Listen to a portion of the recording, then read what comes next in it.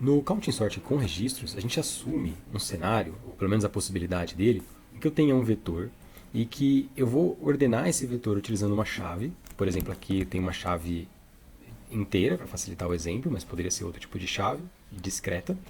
Mas que isso aqui na verdade é como se fosse uma struct, quer dizer, eu tenho esse zero aqui é o campo pelo qual eu quero ordenar, mas ele também está associado a um outro campo. Por exemplo, aqui eu coloquei duas letras, mas poderia ser qualquer outra coisa. Nesse caso aqui seria algo como uma struct, que tenha um inteiro, sei lá, inteiro C, e eu tenho um char A de duas posições. E eu faço, por exemplo, um vetor dessa struct eu quero ordenar. Como é que eu faço? Não dá para usar o counting sort que nós vimos anteriormente, porque senão eu misturaria aqui o conteúdo que não é a chave. Então, como é que a gente faz? Bom, esse algoritmo ele funciona com 3 etapas. A primeira etapa, e aí é o custo que a gente vai pagar aqui extra para trabalhar com registros, é fazer uma cópia do vetor original. Ou uma cópia do vetor ou uma cópia das referências, se eu estiver trabalhando com lista encadeada. Se for com vetor, eu faço cópia. Se for lista encadeada, eu posso trabalhar copiando só a referência, quer dizer, só os endereços. Mas eu tenho esse passo aqui que é importante. Na sequência, é parecido com o counting sort original. Eu aloco um vetor de contagem e vou contar a frequência das chaves. Mas agora eu não vou contar a frequência individual de cada chave, eu vou contar a frequência acumulada. Vou explicar o que é isso, tá? Isso é importante porque a frequência acumulada vai dar diretamente a posição de cada chave, não quantas chaves existem. Vamos discutir isso daqui a pouquinho. E em terceiro e último, eu posiciono os registros segundo a contagem que foi feita no passo 2. Então, de forma geral, é muito parecido com o counting sort, mas tem algumas questões importantes de implementação. Bom, vamos lá. Então, a primeira coisa que eu faço é fazer uma cópia. Então, copiei aqui. Para facilitar aqui esse exemplo, eu trabalhei direto com cópia, não com referência. Então, tem aqui o vetor verde é a original e o azul é a cópia. E depois eu aloco também um vetor de contagem acumulada. Esse vetor de contagem acumulada, então, nós vamos contar quantos elementos tem de cada vetor e acumular. Quantos elementos tem de cada chave. Então vamos lá, vamos percorrer aqui. A gente começa no primeiro, vou escrever aqui por cima mesmo. Começa aqui no primeiro, eu tenho o valor 7. Opa, jogo na posição 7 aqui do vetor, mas cadê a posição 7? Então, primeiro passo importante, tá? A gente vai ter que adaptar o algoritmo para trabalhar com outros intervalos. Nesse vetor aqui, nós temos o seguinte, o 2 é o menor e o 7 é a maior chave. Então, tratando aqui do intervalo de 2 a 7, o que eu tenho são as chaves 2, 3, 4, 5, 6 e 7. O que eu posso fazer é alocar um vetor de maneira que a primeira posição, que é a posição 0, mapeie para a chave 2, e a última posição, que é a posição 5, mapeie para a chave 7. Então eu vou salvar aqui quem é o mínimo para poder fazer isso. Depois na implementação a gente vai ver isso com mais cuidado. Mas basicamente então, o 0 aqui no vetor de contagem mapeia para 2, na verdade. O 1 mapeia para 3. O 2 para 4. O 3 para 5. O 4 para 6. E o 5 para 7. Então eu tenho aqui essa função e guardando o mínimo, eu tenho como mapear isso. Porque é o vetor de contagem, se eu tenho um vetor na posição J, só somar o mínimo e eu tenho quem é o cara nessa posição. Então se o mínimo é 2, eu estou na posição 3, por exemplo. 3 mais o mínimo, que é 2, é igual a 5. Então eu sei que na posição 3 ela é equivalente à chave 5. Muito bem, então vamos lá, começar essa contagem agora. Comecei então na posição 7. Como é que eu sei aqui quem é o 7? Aqui eu vou fazer o inverso, né? Eu olho aqui para o vetor, é J mais o mínimo, né, que eu tenho. Então eu vou conseguir encontrar que está na posição 7 porque é o 5. Eu tenho basicamente então o mínimo que é 2, o valor aqui da posição do V, digamos, na posição I, menos o mínimo. Então o V na posição I é 7, menos o mínimo que é 2, me dá a posição correta. Então eu vou contar 1 aqui para o 7. Depois o 5. Então 5 menos o mínimo vai dar na posição 3. 4 menos o mínimo, 2. 5 menos o mínimo, 3. E assim por diante. Então eu estou aqui fazendo uma contagem mesmo, né, do vetor. Mas reparem, aqui eu falei que vai fazer uma contagem acumulada. Então é um pouco diferente do que eu estou fazendo aqui. Então eu vou começar primeiro contando normal, depois eu acumulo. Então vamos lá. Já contei 3 5, né? Tá certo? Mais um 7. Mais um 2. Opa, 2 vem aqui. Mais um 5. Mais um 3. e mais um 3. Então tem esses valores aqui, né? 1, 2, 3, 4, 1, 2, 1, 4, 0 e 2. Bom, tendo agora a contagem individual, consigo fazer a contagem acumulada. Basicamente a contagem acumulada ela vai me dizer quantos elementos tem antes dele. Então, eu vou acumular aqui os valores. Essa contagem acumulada ela começa inicializando com 0. Vou marcar aqui embaixo os valores 1, 2, 1, 4, 0 e 2, que eram os vetores originais. O que a gente vai fazer então? Para cada posição, eu vou começar inicializando com 0, o primeiro elemento, para obter o vetor de contagem acumulada, porque existem 0 elementos antes do primeiro elemento. Essa é a ideia. Então, a ideia aqui é, existem 0 chaves menores do que 2, que é o que mapeia aqui para o mínimo. Muito bem, agora eu vou para a próxima posição. O que é a próxima posição? Ela vai ser, eu vou pegar o valor que está aqui em 2, o valor que está anterior, e somar com a quantidade de chaves anterior. Então, eu vou fazer uma soma desses dois aqui. Ó. Eu vou somar esses dois, quer dizer, quanto que eu tinha da chave anterior mais quanto que eu tinha acumulado até agora. Bom, como eu não tinha quase nada acumulado, quer dizer, nada acumulado é 0, 0 mais 1, que é 1. Isso vai me dar, então, o seguinte, quantas chaves são menores do que 3? É isso que eu estou calculando nessa contagem acumulada aqui. Vai ficar mais claro agora com a sequência. Então, já fiz esse, vou fazer esse agora. Nessa próxima posição, o que eu vou contar é o seguinte, bom, eu quero saber quantos elementos tem menores do que 4. Quantos tem? Bom, é tudo que tem antes, que está aqui, mais o que tinha de chave 3. Então, são 3 chaves. São 3 chaves, porque são 2 relativas ao 3 e uma relativa ao 2. Fiz mais um. Vou para o próximo. Estando aqui no próximo, o que eu preciso fazer? Bom, vou contar o seguinte. Quanto que eu tinha de chaves acumuladas antes do 4? 3. Quantas chaves 4 eu tenho? 1. Se eu tinha 3 chaves menores do que 4 e uma chave 4, então eu tenho 4 chaves menores do que o 5. Fiz esse, vou para o próximo. Quantas chaves eu tenho menores do que 6? Bom, é tudo que tinha antes do 6, mais de 5, 4. E finalmente, a última aqui, é quantas chaves 7, quantas são menores do que 7. Quantas são menores do que 7? Todas as chaves antes de 6, mais o total de 6, que é 4 também. Então aqui fiz todas as posições. Cheguei no final e esse é o vetor de contagem acumulado. Aqui eu fiz um... Não sei se é isso mesmo ou eu fiz errado alguma coisa aqui que eu tinha feito antes na mão. Então aqui... Eu acho que é isso mesmo, né? Então dá 5... desculpe. Tá certo, eu errei aqui, pessoal. Volta aí, tá? Desculpem. Vamos lá. Faz parte aqui o erro. A soma aqui de 4 com 4 é 8. Óbvio. Ainda bem que vocês viram o erro. E aqui também é 8, né? Então, 4 mais 4, 8. Depois, 8 mais 0, 8. Agora tá certo. Sabia que tinha alguma coisa estranha assim? Vamos lá. Ainda bem que eu fiz a minha colinha aqui. Então, esse é o nosso vetor de contagem acumulada. E ele vai nos dar a posição no qual vai cada chave.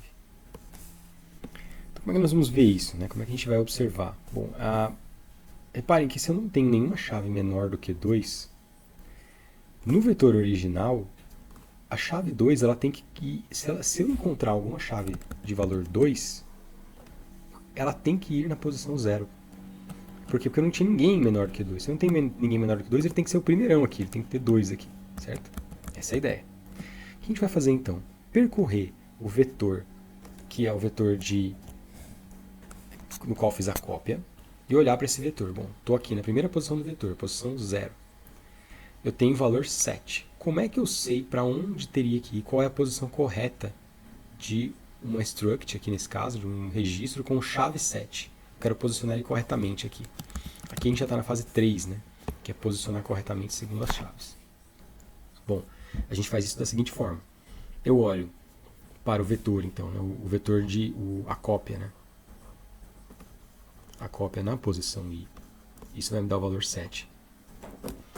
E eu vou olhar, então, qual seria a posição relativa no vetor de contagem. Lembrando que eu tenho que fazer menos o mínimo aqui, né?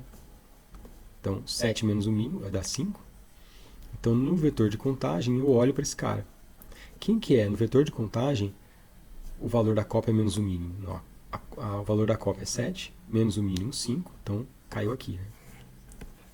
Essa posição.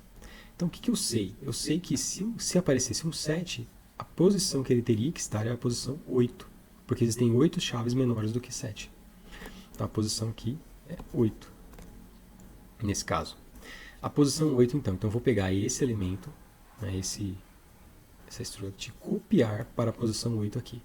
Então agora faz sentido porque que a gente fez uma cópia do vetor. A gente fez uma cópia porque eu vou simplesmente apagar esse cara e substituir, vou pôr outra cor aqui, pelo 7 com o valor AB, que é o seu registro aqui completo. Notem que eu perdi o que estava aqui, né? Eu sobrescrevi, por isso que eu tenho uma cópia, porque eu sei que mais pra frente ele vai aparecer. Então foi o primeiro elemento que eu consegui copiar. Eu vou continuar, porque agora eu já posicionei o primeiro, né? Então esse cara aqui já foi, todo ele já foi. Agora eu vou pro próximo, né? Então estou aqui na posição 1 agora, é do vetor de cópia. O vetor de cópia na posição 1 é o 5, menos o mínimo dá 3, então eu olho para cá para ver qual posição vai um elemento do tipo 5. É uma chave do tipo 5. Em qual posição que ela vai? Estou aqui, né, marcando. Ela vai, um elemento do tipo 5 vai na posição 4. Na posição 4 que eu gostaria. Eu esqueci de fazer um passo importante. Aqui, olha só. Antes de eu continuar, eu fiz aqui primeiro o 7. Então, só que acontece, pode ser que apareça um outro 7. Pode ser que apareça, e vai aparecer, né? Já sabe. Se aparecer um outro 7, eu não posso substituir esse, né? Então eu tenho que pegar esse vetor de contagem acumulada e incrementar. Então eu incrementei aqui para 9. Então se aparecer, o que isso significa? Se aparecer outro elemento de valor 7, agora ele tem que ir para a posição 9, porque a 8 já foi ocupada. Muito bem, agora sim. Agora eu posso para a próxima posição e ir aqui.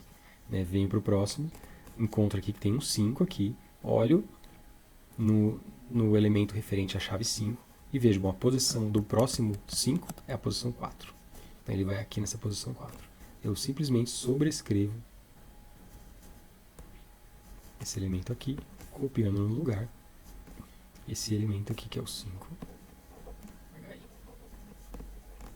Então essa posição aqui já foi ocupada.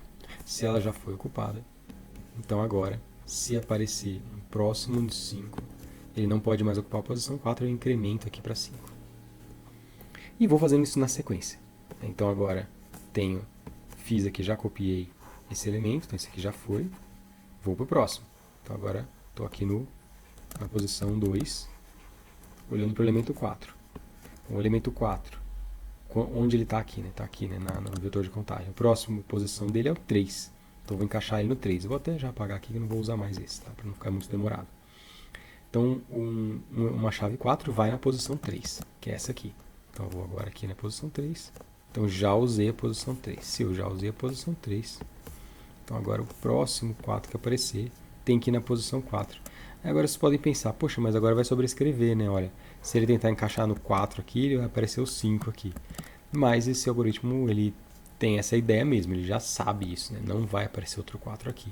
Se aparecesse, os índices dos seus próximos seriam diferentes. Então não tem como dar choque. Vou para o próximo. Tem um novo 5 aqui, na posição 3. Tem um novo 5 que eu olho, agora vai na posição 5. Então ele vai apagar, seja lá o que tiver aqui dentro. Copiar mais um 5, agora com o valor CD. Então reparem que agora ele está respeitando a ordenação, né? Então ele está jogando aqui para o vetor na mesma ordem em que aparece aqui no vetor de entrada. Então se esse 5 aqui que está associado ao HI, depois eu tenho outro 5 associado ao CD, ele vai sempre, agora no vetor de saída, vai aparecer o 5 relacionado ao HI vai aparecer primeiro do que o 5 relacionado ao CD. Então estou pondo linha aqui, 2 linhas, só para identificar. Depois eu vou ter 3 linhas aqui e 4. 1, 2, 3 e 4. 4 5 diferentes. E aqui no vetor de entrada eles aparecem um primeiro, em seguida do outro, em seguida do outro, em seguida do outro. Tem uma ordem aqui. E nesse algoritmo a gente mantém essa ordem pela própria definição aqui do bucket do counting sort com registro. Já ocupei essa posição. Se eu ocupei essa posição agora, então, deixa eu até apagar esse cara aqui que era relativo ao 7. Se eu já ocupei essa posição, agora. Então agora o próximo 5 que aparecer. E, enfim, aparece um outro 5 logo na sequência. Então aparece um outro 5 aqui, que eu vou ter que copiar. Então agora, vamos lá. Vamos mais rápido agora. Então, estou aqui na posição 6. Aparece um 7 agora, na sequência. Então, temos um 7 aqui. Olho para a posição 7, é 9. Então agora, vamos lá. Vai aqui na posição 9. Mais um 7. DE. Aqui acontece a mesma coisa, né? Então tem um primeiro 7, um segundo 7. O primeiro 7 aparece aqui, o segundo 7 aparece aqui. Ocupei a posição 9. Então, esse aqui já foi. O próximo seria o 2, que é esse 2 aqui com AB. Olha aqui para a posição do 2, 2 é 0, né? Aquele primeirão que a gente tinha discutido já. Então, se aparecer um 2, vai no 0. Vamos lá. Vou colocar aqui na posição 0. Então, temos um 2 com AB. Agora, se aparecer um próximo 2, e aí eu vou, então, para a posição 1. Lembrando que aqui eu acabei esquecendo de... Aqui eu esqueci de montar, né? Como ele usou a posição 9, vai para 10. Aqui, ó. Tá até fora do vetor, mas é assim mesmo. Então aqui a gente já sabe que não tem mais um. Então tudo bem ele ir para fora do vetor. Porque ele nunca vai acessar, não vai ter um outro 7. O próximo elemento é um 5, é o nosso último 5. Então aqui ele vem, olha aqui para a posição 5, vai para um 7, está aqui. Apago. Então 5, 4 aqui, ST, ocupei a 4, aqui esse elemento está ocupado. Na sequência, eu vou olhar aqui para o 3, o 3 aqui vai na posição 1, então vou apagar aqui o 1, substituir pelo 3, e agora, se vier mais um 3, vai para a posição 2. E é isso que aparece, né? Na sequência aparece mais um 3, que eu vou ter que copiar. E agora então, o 3 agora vai para a posição 2, que é o último elemento aqui do algoritmo. Vamos lá. Então, 3, EF. E aqui então, finalmente ele encaminha para o... Já tinha usado esse, né? Então, a posição 3 aqui. Apaguei sem querer. Então essa aqui é a configuração final. Reparem que ele faz as mesmas passagens do que o Counting Sort anterior. Então ele faz uma passagem para poder fazer a cópia. Vamos fazer aqui um por um. Eu tenho aqui a versão final, né? Então no primeiro elemento aqui ele faz uma passagem para fazer a cópia. Então a cópia custa n operações, né? Eu vou copiar n elementos aqui para um outro vetor. Mesmo que sejam as referências e não o vetor, o conteúdo inteiro da struct, ainda assim tem que passar um por um. Na sequência eu vou alocar o vetor de contagem acumulada e zerar o vetor. Então o vetor auxiliar, eu gasto k operações, né? É o intervalo aqui, assim como o Counting Sort anterior. Depois eu tenho alocar o vetor de contagem e contar a frequência. Eu tinha feito assim. Então, o vetor de contagem são k elementos. Eu vou apagar aqui, né, que estava no outro passo. Então eu tenho que fazer a contagem. Isso k mais n, né, porque eu tenho que passar aqui para cada elemento aqui. Eu preciso contar, e aí depois eu vou voltar fazendo a contagem acumulada. Lembra que a gente fez em duas etapas. Primeiro a gente contou, depois a gente voltou somando aqui os valores. Então é contagem, é n das contagens e k das contagens acumuladas. E o último passo, que é a posicionamento na ordenação segundo a contagem acumulada, que vai passando aqui nos índices de cada um dos elementos. O que eu tenho aqui? Né? Eu tenho que percorrer, na verdade, todos os elementos do vetor, aqui os n elementos do vetor novamente. Então eu vou aqui em cada elemento, vou fazer a cópia para um deles. E no fundo eu também faço para cá. Né? Então eu tenho que percorrer cada elemento mais todas as posições que estão aqui. Então, no fundo, é n aqui, ou n mais k. Então, no final das contas, esse algoritmo ele também tem n mais k operações para realizar. Bom, uma questão importante aqui, né? Na verdade, duas questões importantes. A gente tem o counting sort, então.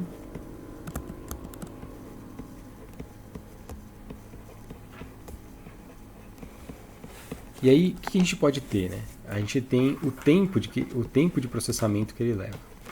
O tempo de processamento é O de n mais k. Para os dois casos, né? Tanto para o counting sort normal quanto para o com registros. Agora, a questão da memória. O quanto que ele usa de memória auxiliar? No caso do counting sort tradicional, ou no counting sort básico, a gente vai ocupar aqui O de k, que é a quantidade de elementos de chaves. No counting sort com registros, a gente vai gastar O de n mais k também. Porque esse aqui é o vetor de cópia e esse aqui é o vetor de contagem. Uma outra característica interessante dele é que ele preserva, como nós vimos, a ordem em que os elementos aparecem no vetor original. A gente chama isso de um algoritmo estável. Porque ele preserva a ordem relativa dos elementos de entrada. Isso não faz muito sentido se eu tenho só um vetor fixo, mas se eu tenho uma struct, isso pode ter uma importância relevante. Isso vai ter uma importância, inclusive, no próximo algoritmo que nós vamos estudar. Então, o algoritmo de ordenação, em geral, ele é estável se ele preserva a ordem relativa dos elementos de entrada. Quer dizer, nesse caso, se na entrada eu tinha um elemento, eu tenho elementos, por exemplo, aqui, eu tenho dois elementos do tipo set, do valor set. O primeiro set que aparecer tem que aparecer antes do segundo set. Essa é a ordem relativa, eles não podem cruzar. Se o algoritmo não é estável, poderia ocorrer do primeiro set aparecer aqui e o segundo set aparecer aqui. Isso a gente não tem, então, a condição de estabilidade. Então, esse é o resumo do counting sort com e sem registros, e uma grande desvantagem, né? Ele ainda precisa de chaves discretas. Idealmente inteiras. Certamente você pode mapear, se a sua chave não for inteira, você mapeia as suas chaves para valores inteiros e faz a ordenação. Também funciona, mas exige um passo extra nesse caso. Então, esse aí foi o algoritmo counting sort.